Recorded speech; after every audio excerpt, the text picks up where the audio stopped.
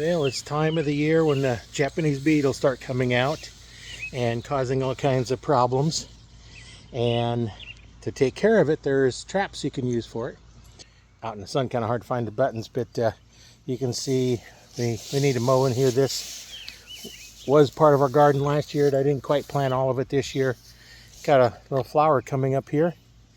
And I just put this out maybe 3 or 4 minutes ago. And this happens to be the brand I'm using right now. Well, it's about 24 hours later, and we can look and see on the bag, we're only full up to about there, so it's not doing too bad, but they're hanging around it anyway. I just kind of hit that when it fell in, and so this will last a couple days. That's good. We're catching them early, but that's how well it's working. That's quite a few of them little bugs that we're not going to have to deal with. So we'll check back tomorrow, see how they're doing tomorrow. We come back in and look at this. This has been 2 days, and let's see where we're at. And not a lot in there. So we did catch it fairly early. The first time I seen them, I went out and got one of these traps. So we might be doing pretty good. So we'll see. Hopefully we got them early enough that they didn't have a chance to do much multiplying. Well, I come out here the third day, and there's not any in there. But then when you look down at the bottom, I think one of the cats around the neighborhood decided they wanted to eat them. So they tore the bottom, so as they go in there, they just fall through. So I think we have to do something a little bit different. Probably going to have to so I'll put a bucket underneath it, put some water, some soap in it, and maybe something else in there, who knows. But then that'll give them something to drop into.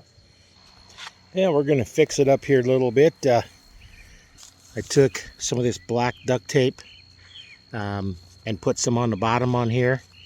And then I also put some on the other side over here.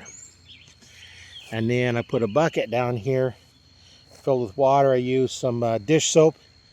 I put a bunch of dish soap in there and put water in it. I'm not sure how far. The water's down about the distance of my fingers there. It's all suds. That'll go down a little bit. If anything comes out, it'll be in there.